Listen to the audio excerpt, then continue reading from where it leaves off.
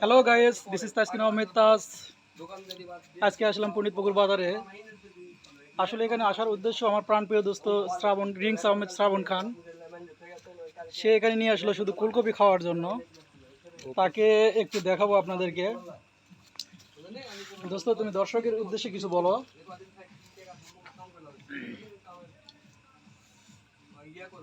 দোস্ত, তুমি কিছু বলো দর্শকের উদ্দেশ্যে। আমার ফ্রেন্ড ফলোয়ার তোমার কথা শুনতে চায়। ও তোমার অডিয়েন্স। হ্যাঁ, ইয়েস।